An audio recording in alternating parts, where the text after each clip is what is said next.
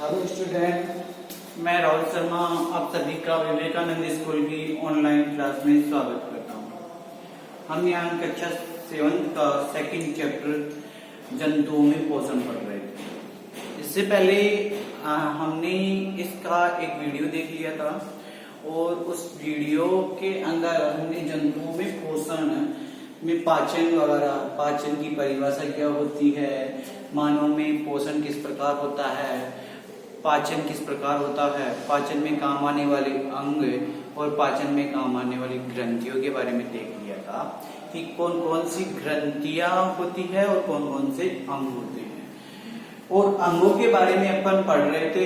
यहाँ से हमने जो मुख गुहा के बारे में चल रहा था अपना टॉपिक, अपन मुख गुहा के बारे में पढ़ रहे थे और इसमें मैंने आप सभी को बता दिया था कि मुख गुहा जो होती है, अब पहले तो अपने 2 होंठ होते हैं बाहर की तरफ, उनके अंदर एक गुहा होती है जिसे अपन क्या कहते हैं, मुख गुहा कहते हैं। मुख गुहा के अंदर जीभ होती है और जीभ क्या होती है, अपने एक आधार से जुड़ी होती है जिसे फ्रेन्वल लीगवल संरचना कहते हैं। उसके बाद में अपन ने दांतों की बात की थी। दांत क्या होते हैं, एक संरचना में व्यवस्थित रहते हैं जिसे अपन मसूड़ा कहते हैं।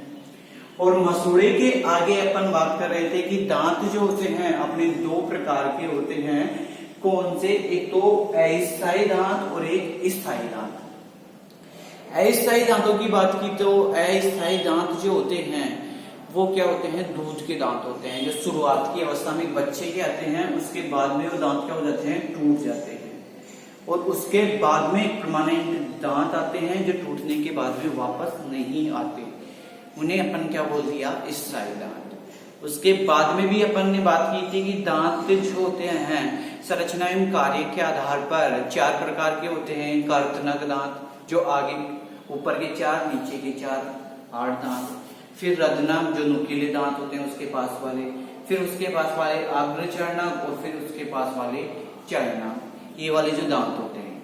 अब देखो अपन ने बात की थी कि कल मुख गुहा की बात कर रहे थे, तो मुख गुहा में यहाँ की साइड में क्या होती है, लार ग्रंथियां उपस्थित होती है।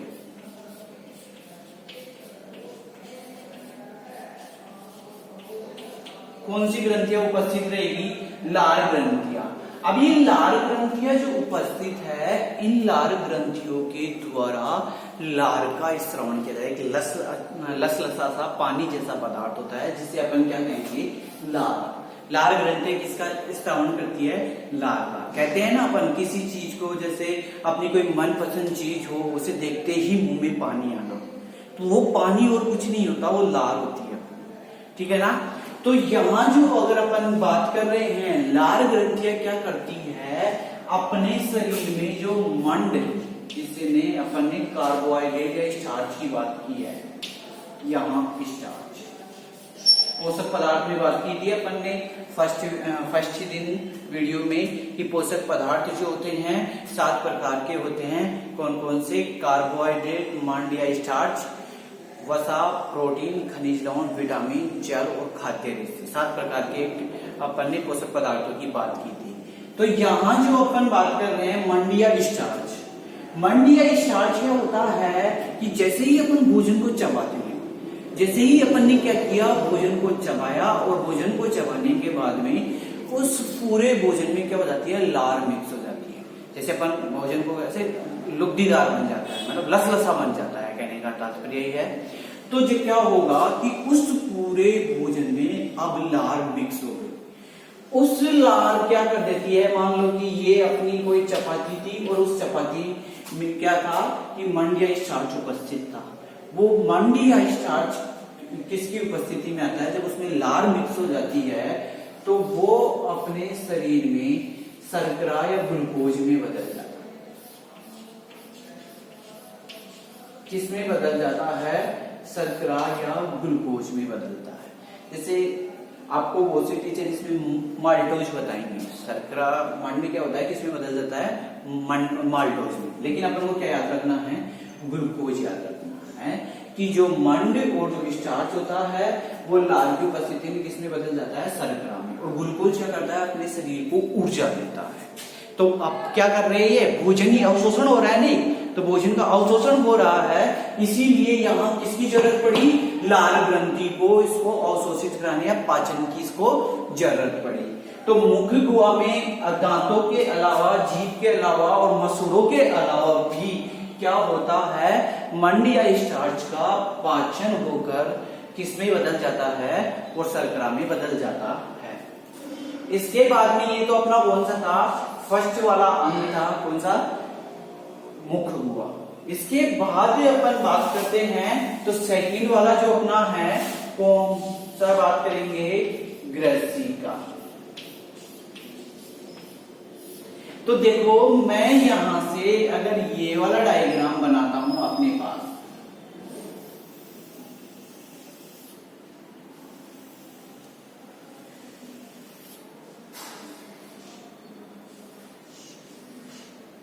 तो देखिए अपने पास क्या है कि ये एक पाइप नुमा संरचना है और ये पाइप नुमा संरचना को ही अपन क्या कहते हैं, ग्रसिका कहते हैं।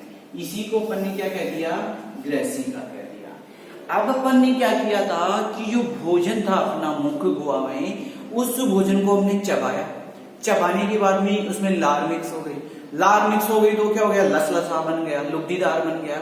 अब वो क्या होगा, उस चिकनाट की सहायता से अपने शरीर के अंदर जाएगा, तो शरीर के अंदर जाएगा, इस गले से नीचे उतरेगा। अब गले से नीचे उतरेगा तो ये वाला पार्ट मान लो कि ये मेरा क्या था, निवाला था जो मैंने खाया था, उस निवाले को क्या कर दिया, अब इस ग्रसिका में ले लिया।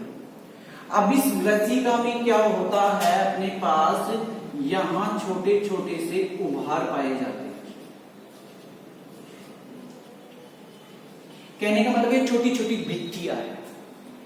अब ये क्या होती है, ये भित्तियां ऐसे फड़फड़ाती रहती है, पहले ऊपर गई, फिर भोजन को नीचे करेगी, फिर ऊपर गई, फिर नीचे करेगी, फिर गई, फिर गई। तो ये क्या होती रहती है, ये भित्तियां जो होती है आपस में क्या होती रहती है, फड़फड़ाती रहती है। और फड़फड़ाती रहती है तो उससे क्या होगा कि जो ये भोजन है, पहले ये लचीला बन गया था लार मिलाते ही, और अब ये भित्तियां इसको क्या कर रही है, नीचे की ओर धकेल रही है। तो ये भोजन क्या होगा, जो मेरा निवाला था वो यहां से गति करता करता इस वाले भाग में आ जाएगा। ठीक है, तो ग्रसिका का कार्य क्या होता है, अपनी मुख गुहा से और इस वाले भाग को अपन क्या कहते हैं, अमाशय कहते हैं। तो ग्रसिका क्या करती है, इस गति के द्वारा या संकुंचन के द्वारा भोजन को मुख गुहिका से कहां भेजती है, अमाशय तक भेजती है। ठीक है, तो ये वो अपना पार्ट क्या हो गया, ग्रसिका वाला देख लिया। अब तीसरा जो अपन ने देखा था, वो तीसरा वाला भाग कौन सा देखा था, अमाशय की बात कर रहे थे अपन। ठीक है, तो यहां अपन ये लिख देते हैं अमाशय वाला भाग। अब अमाशय जैसे आपको ऐसा लग रहा है कि ये इधर से ये ऐसा घुमा हुआ हल्का सा, ठीक है ना, तो जे भी अपन ऐसा ही बनाते हैं, जो एबीसीडी वाला जे होता है वो भी क्या बनाते हैं, अपन ऐसा ही बनाते हैं। तो ये थोड़ा फूला हुआ भी दिखाई दे रहा है, तो अपन कह सकते हैं कि अमाशय एक थैली के आकार की चौड़ी संरचना है। क्या है, थैली के आकार की चौड़ी संरचना है। अब देखो यहां आपने क्या है कि जैसे अगर किसी के पेट में कोई दिक्कत हुई हो या पीने की जो दवा लेके आए हो या फिर किसी डॉक्टर के पास ने आपको ऐसा डायग्राम देखा हो, उस डायग्राम में आपको ये देखने को मिलेगा, कहीं कहीं आपको ये देखने को चित्र में किताब में भी ये देखने को मिल गया होगा। तो देखिए ये क्या है, ये ऐसा वाला पार्ट है, तो ये कौन सा हो गया, ठीक है, ये तो राइट साइड दाईं वाला भाग और ये कौन सा हो गया, बाईं वाला भाग।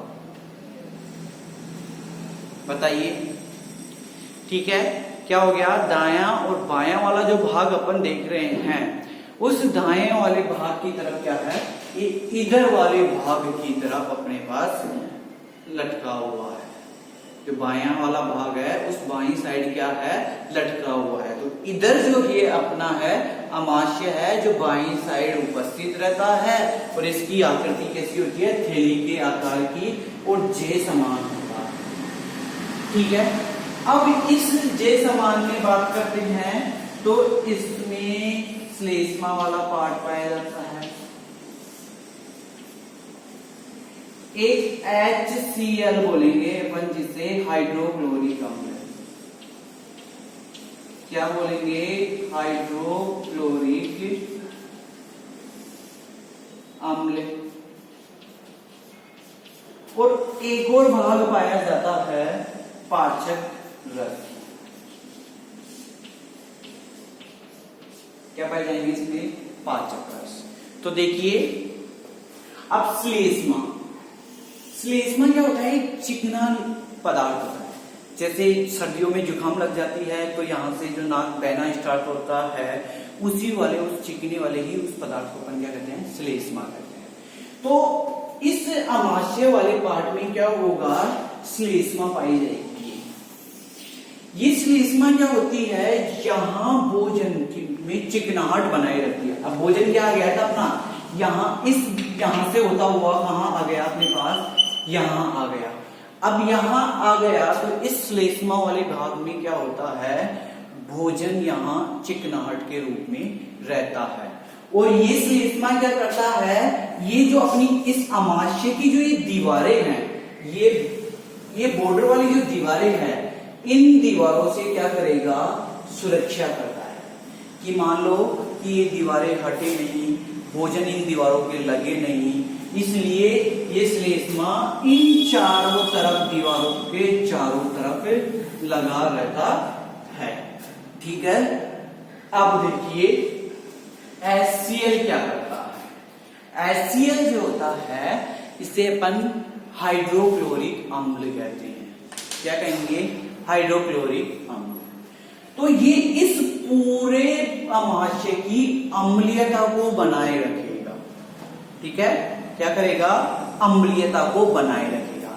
मान लो कि अपन क्या कर रहे हैं, खाना खा रहे हैं और खाना खाते खाते क्या हो गया, उस खाने के साथ में अपने शरीर में कुछ सूक्ष्म जीवाणु आ गए जो अपने शरीर को नुकसान पहुंचा सकते हैं।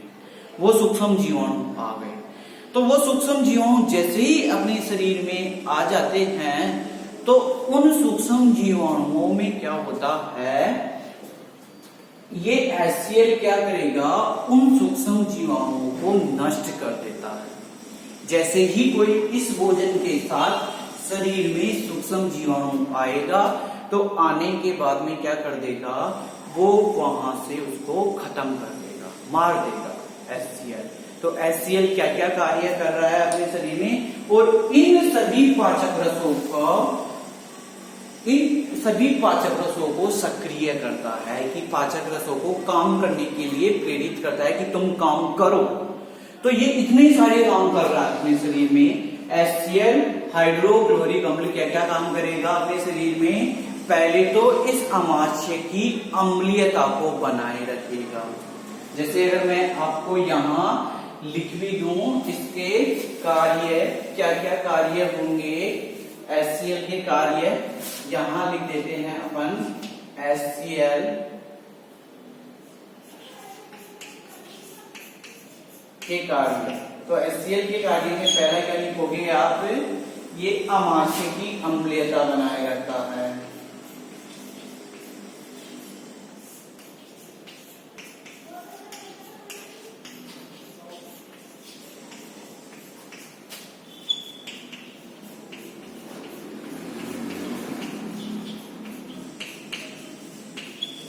ठीक है, दूसरा कार्य क्या करेगा,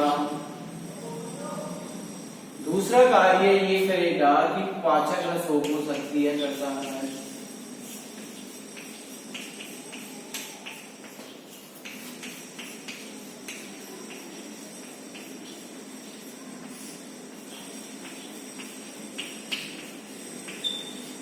और ये तीसरा कार्य क्या करेगा, पाचक रसों को तो इसने क्या कर दिया, सक्रिय कर दिया और अपने शरीर में जीवाणुओं से सुरक्षा करता है।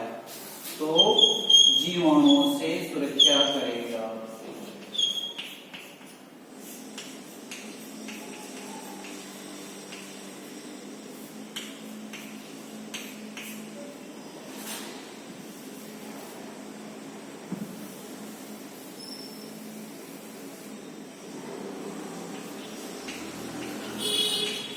क्या करता है? जीवाणु से सुरक्षा करता है। तो देखिए ये श्लेष्मा का कार्य बता दिया मैंने कि ये क्या कर रहा है, इसको भोजन को यहाँ चिपकने से रोकेगा और इसकी दीवारों की सुरक्षा करेगा। और हाइड्रोक्लोरिक अम्ल की बात कर रहे हैं तो ये क्या करेगा, ये इतने कार्य करता है। जो हाइड्रोक्लोरिक जो अम्ल होगा वो अपने शरीर में 3 कार्य करता है।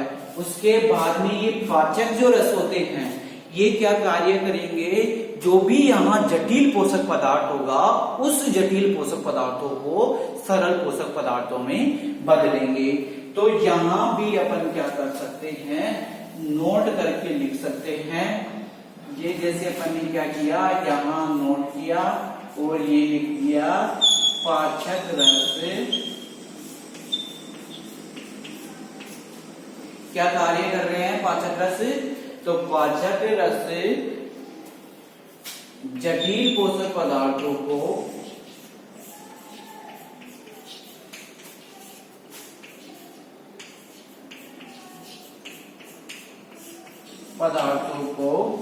सरल पोषक पदार्थों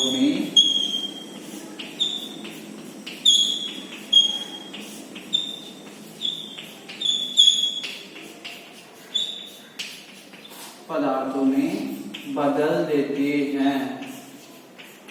कहने का तात्पर्य ये है कि ये जो पाचक रस होते हैं, ये पाचक रस इनको जटिल से किसमें बदल दिया, इन्होंने सरल पोषक पदार्थों में बदल दिया। अब ये सरल पोषक पदार्थ क्या करेंगे, ये अब अपने शरीर में अवशोषण हो जाएंगे। ठीक है। इसके बाद वाला जो अपना टॉपिक आता है वो कौन सा आएगा, तो छोटी आंत, जिसे अपन क्या कहेंगे, क्षुद्रांत कहेंगे। क्षुद्रांत या अपना जो वाला टॉपिक कौन सा है, छोटी आंत।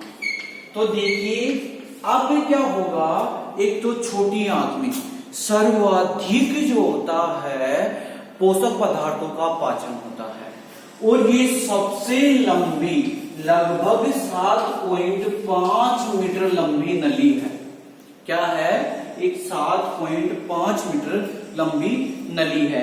अपन ने कल ही बात की थी कि जो ये सारे अंग और ग्रंथियां होती है, ये सारे अंग और ग्रंथियां क्या करती है, एक पूरे लंबे पाइपनुमा संरचनाएं होती है। तो ये क्या हो गई, एक 7.5 मीटर लंबी होती है और इसकी जो दीवारें, जैसे अपन बात करते हैं इसकी ये संरचना बनाते हैं,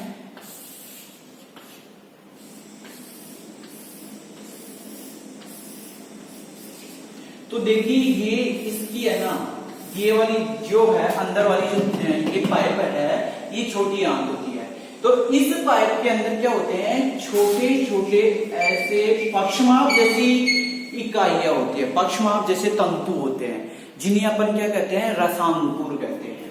छोटे छोटे क्या करेंगे, छोटे छोटे गिलाई होते हैं जो पोषक पदार्थों का क्या करते हैं, अवशोषण करते हैं, जिन्हें अपन क्या कहेंगे, रसांकुर कहेंगे। ये रसांकुर क्या करते हैं, जो शरीर में पोषक पदार्थों का अवशोषण कर लेते हैं और अवशोषण करके शरीर के विभिन्न भागों तक पहुंचाने का कार्य ये क्षुद्रांत द्वारा किया जाता है। तो यदि आपसे पूछ लिया जाए कि शरीर के आहार नाल में सर्वाधिक पाचन व अवशोषण कहाँ होता है, तो आपको कहाँ करना है, क्षुद्रांत व छोटी आंत में सर्वाधिक पाचन व अवशोषण का कार्य होता है। अब इससे आगे जो अपन पढ़ेंगे वो अपना बड़ी आंत होगी, मलाशय होगा और यकृत और अग्नाशय होगी। ठीक है। तो अब ये वाला जो अपन आगे का जो सेशन, आगे का जो चैप्टर है, इसी में कंटिन्यू ये अपन आगे पढ़ेंगे। तो ध्यान रखिए आपका फर्स्ट चैप्टर कंप्लीट हो चुका है, तो उस फर्स्ट चैप्टर के आपको कॉपी में क्वेश्चन आंसर करने हैं और आपकी कॉपी जो अभी आप बुलाएंगे अब आपको तो कॉपी चेक होगी। तो उससे पहले आप सभी का काम तैयार हो जाना चाहिए और साथ ही साथ याद हो जाना चाहिए।